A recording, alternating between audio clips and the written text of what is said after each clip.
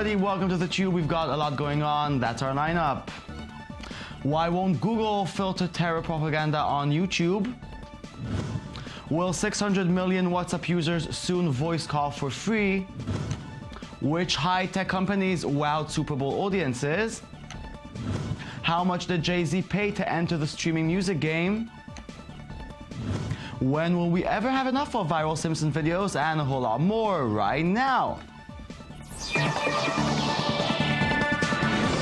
How many terrorist propaganda videos are there on YouTube? Well, so many apparently that it's practically impossible to find them all. Google says that YouTube is overloaded to the point where the staff is finding it difficult to filter terror-related content. The overflowing content on the site is slowing down the task to stop terrorists from uploading propaganda and hostage videos. According to CBS News, Google public policy manager Variety Harding said that about 300 hours of video material is being uploaded to YouTube every minute, making it virtually impossible for the company to filter or pre-screen all images. Bottom line, terrorist videos will keep popping on YouTube. Meanwhile, the French government started a campaign against online ISIS propaganda. Maybe that's the way to go. Well, maybe. Take a look.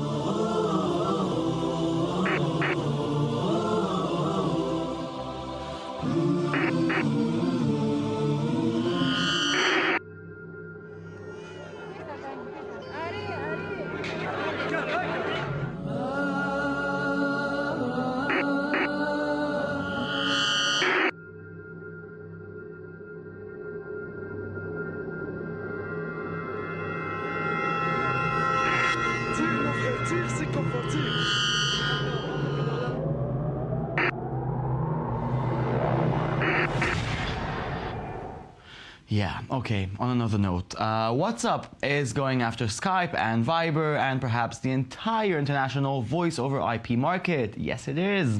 The popular messaging app is slowly rolling out its long-expected voice call feature, which some users in India claim to have gained early access to the service.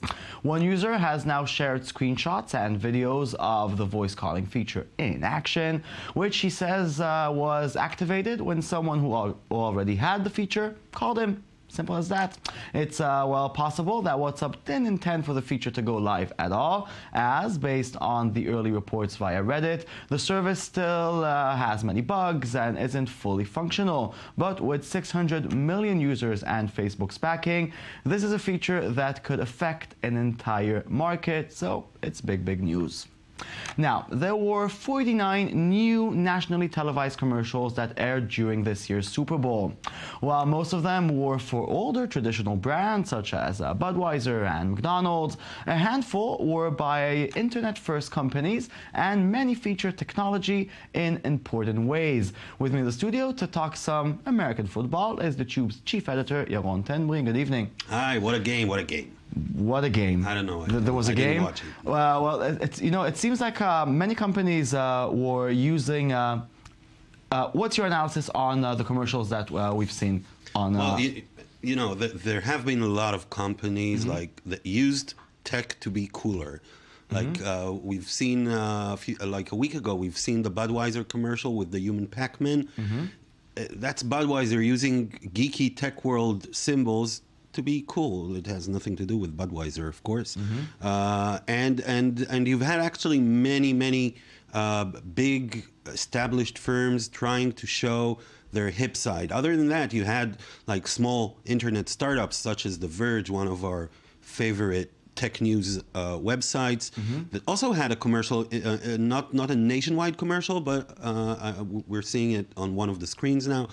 They had another commercial. It's really important to state that tech is kind of the new black Which is weird. in the advertising Because world. it's really hard to be cool when you're talking technology. I mean, not everybody's Apple. There is very cool technology, you know, Yes, I know. especially technology that we're nostalgic for. BMW, for example, did a really good job tapping our nostalgia. Let's see the video and then we'll talk about it a little more. Let's go.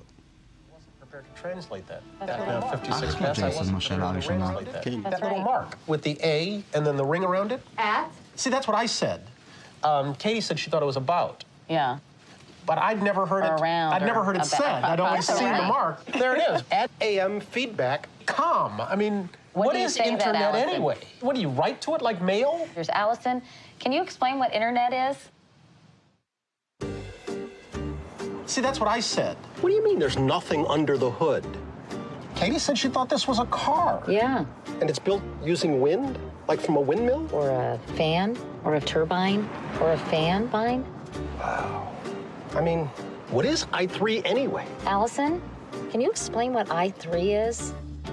The all-electric BMW i3, built in a wind-powered factory with the strength of carbon fiber and BMW performance.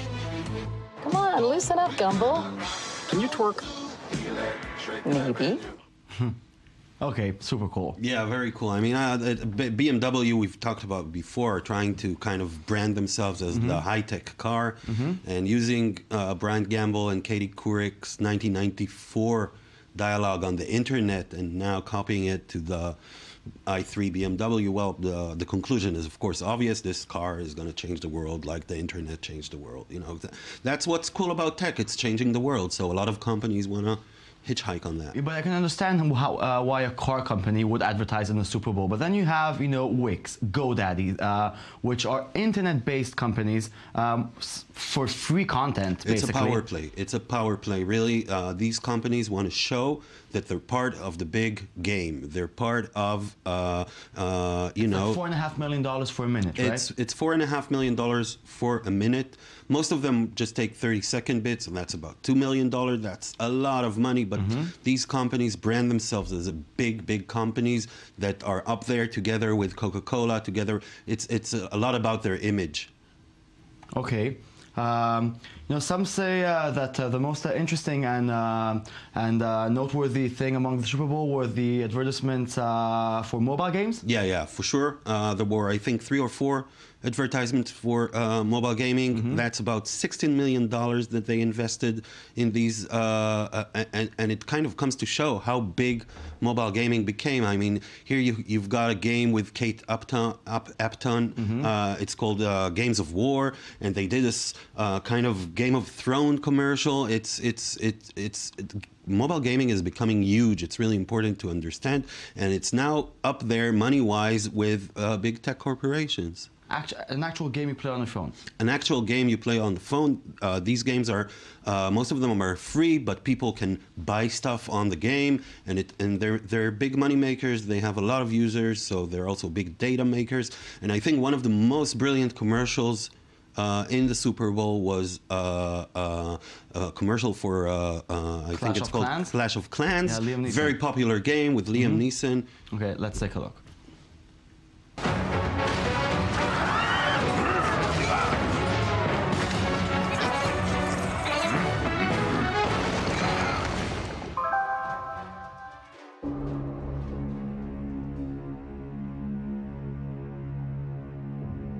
I don't know you, Big Buffet Boy 85.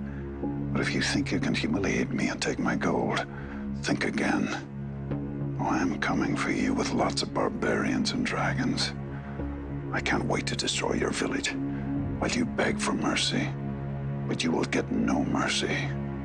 I will have my revenge. Liam? I have a scone for Liam? Over here. It's, Liam. You will regret the day you crossed Angry Neeson 52.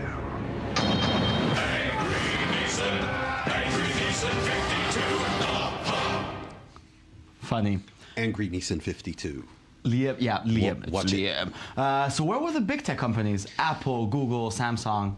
Microsoft was there, for example, and T-Mobile were there, but actually, indeed, most big tech companies were not part of this big advertisement celebration yearly event. I think, like for Apple, for sure, their advertisements are their own event. They won't let it be diluted by other companies' commercials. So unlike, let's say, 30 years ago, where Apple used the Super Bowl to expose their commercials to the world, nowadays Apple is bigger than the Super Bowl. They don't need the Super Bowl. They have their own game. And I think other tech companies, as well, that's a lot of money. I'm not sure this kind of advertisement pays back, and they don't really need to be there. Enough of a powerhouse, you say? Yes. Okay, thank you very much, Yaron. Thank you, Jason. Okay, let's move on. It's Netflix news time. As House of Cards is just around the corner with the show's third season, Netflix put money where its intentions are. Netflix is raising $1.5 billion in additional long-term debt, announced earlier Monday, the proceeds from which the company plans to use for content acquisitions. In reporting earnings last month, Netflix CEO Reed Hastings and CFO David Wells told investors the company was planning to raise at least $1 billion of debt, given the company's step up in content investment. More expensive House of Cards is on the way, you guys, which is good news. Now it's time to go small. A new Raspberry Pi has been announced, giving the small computer 6 times the power, but keeping its budget price. For those of you who'd never heard about it, Raspberry Pi is a tiny but powerful computer built on a credit card-sized circuit board.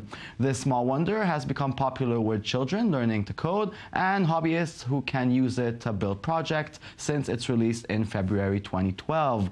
Ultimately, the goal behind it is to bring cheap and strong computing to improvised areas all over the world. The update, Raspberry Pi 2, includes improved specifications and faster processing for the same price of $35 US. Hear them out. After months of design, I'm delighted to announce the launch of the Raspberry Pi 2, which is 6 times the speed of the current B+, and double the memory with 1 gig of RAM. On the Raspberry Pi 2, there's over 300 different components, with the new 2836 Broadcom quad-core processor at the very heart of the product. Every Raspberry Pi undergoes a series of stringent tests to ensure that we deliver the very highest quality to millions of customers worldwide. Through Element 14's global distribution network, we have already delivered Raspberry Pis to over 110 countries worldwide. And now, rapper superstar, husband of Beyonce, and all-around business tycoon, Jay-Z is all these things and more, and now he's set to enter the growing streaming music industry. Late last week, a subsidiary of Jay-Z's enterprises made a $56.2 million bid for the Swedish streaming company Aspero. Aspero's board anonymously approved the deal. A vote of approval from shareholders is still to come. Aspero claims to offer hi-fi quality audio and says it gives users something they call looseless sound quality, which allows user to enjoy music the way it was intended by the artists, as opposed to the compressed sound in other streaming services. So Jay-Z may become the competition to Dr. Dre's Beat Music. It's hip-hop wars all over again. Okay, now, feel like going to Springfield for a bit? Watch this Pixely Simpson tribute. It's awesome, even if you stopped watching the show, 20 years ago.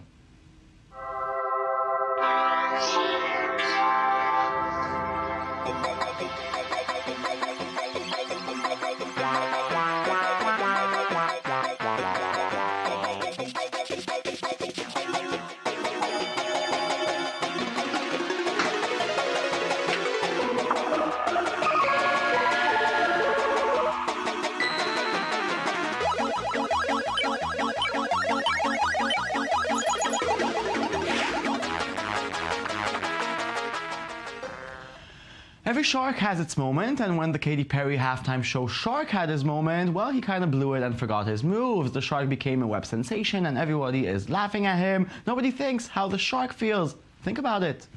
And so Phineas Shark drove out to the pier and down into the water, past the reef and the broken down boats, to his little boy and his daughter.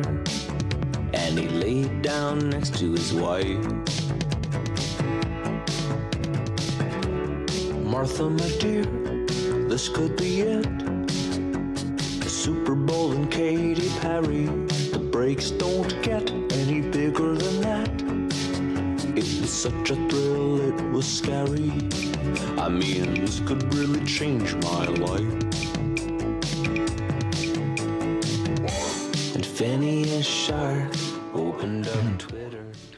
Yeah, Katy Perry's boring. Okay, that's it. The show's over. Thank you very much for watching. Log on to our Twitter, to our Tumblr. It's Tube24. We'll be back tomorrow. And always remember, I never met a healthy person who worried about his health or a good person who worried about his soul.